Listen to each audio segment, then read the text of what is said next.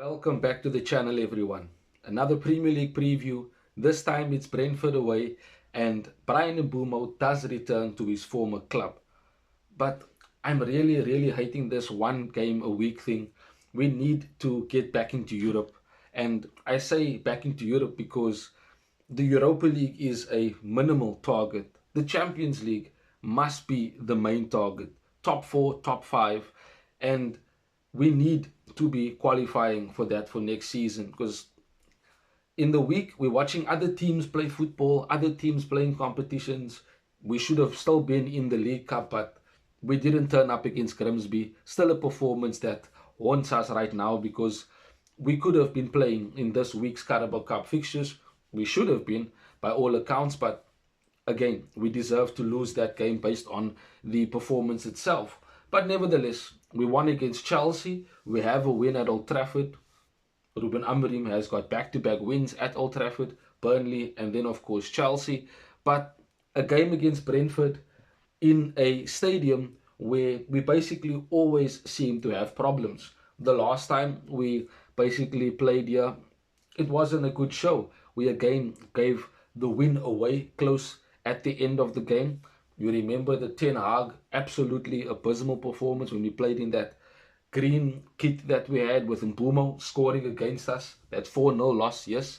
A very damaging performance. But right now, Brentford aren't the team that they have been in recent seasons. They've lost key players in, of course, Brian Mbeumo, in Visser as well, who went to Newcastle, Christian Norgard, who went to Arsenal. These are key players that they have lost, and it certainly will affect them. And the main thing that will affect them and has affected them this season so far is their manager, Thomas Frank, who went to Spurs. Keith Andrews, now the manager, and the stability was broken.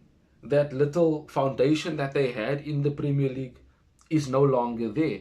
And that is why they are having struggles right now and are probably one of the teams that people are naming as a relegation team. But again, Brentford have the players to cause upsets, to cause trouble, especially at home. They are always confident at home, and that is why this game is not a given for us to win it. We have to win it, don't get me wrong. Man United, Ruben Amorim must be winning against Brentford this weekend. But that doesn't mean that it's going to be easy for us to do so, because it's Brentford, then it's Sunderland at home, and then we make our way to Anfield, which is, of course, a massive game. And if you head into the Anfield game and you certainly haven't gotten any wins under your belt against teams that you should be winning if you want to finish, as high as possible, but finish in the European places, being the Champions League and the Europa League, as I said earlier, then you certainly have to be winning the Brentfords, the Sunderlands, the Brightons, etc.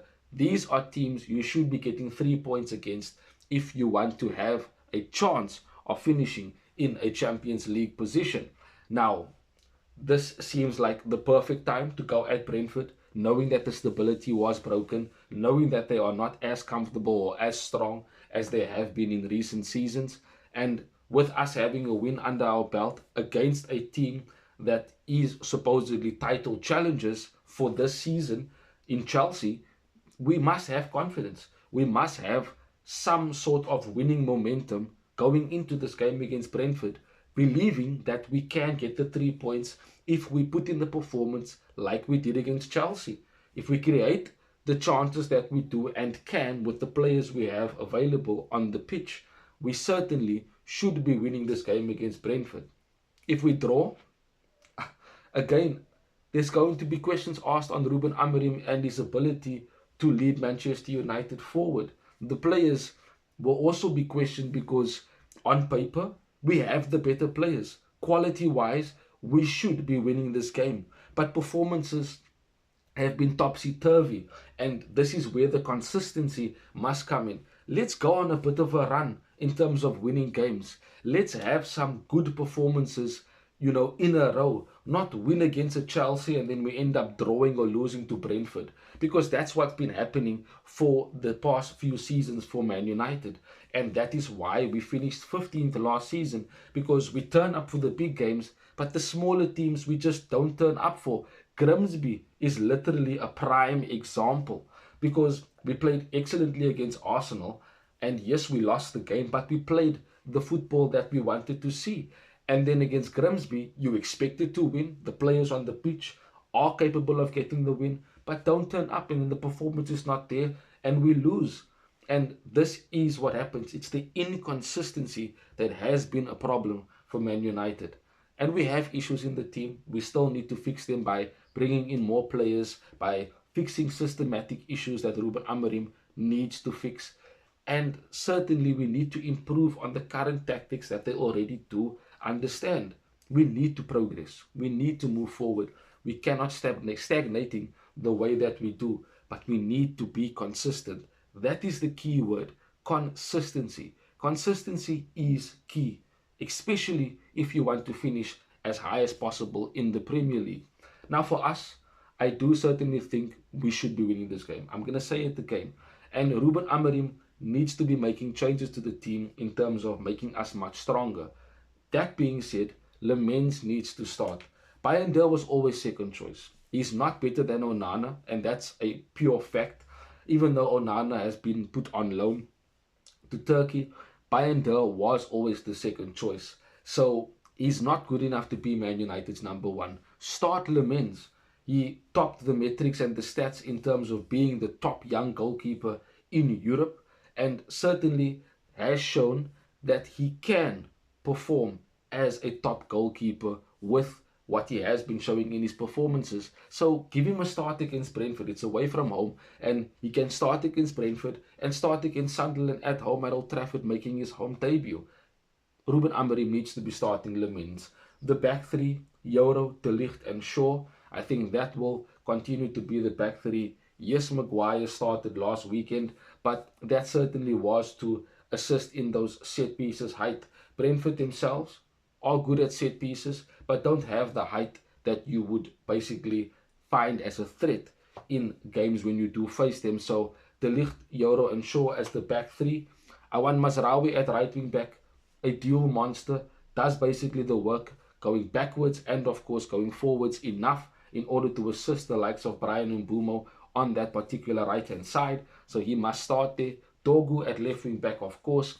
The midfield too. Now, for me, it needs to be Bruno and Mainu.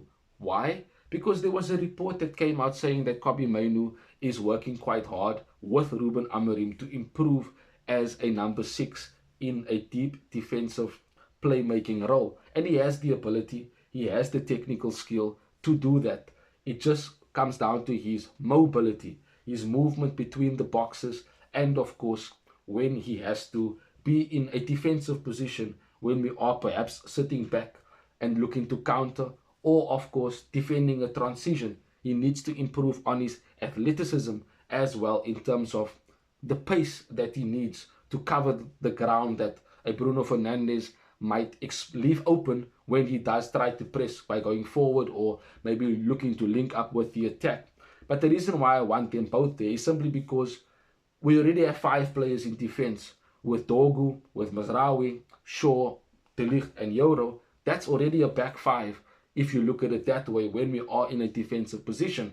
But when we are attacking, we should easily be a 3-2-5.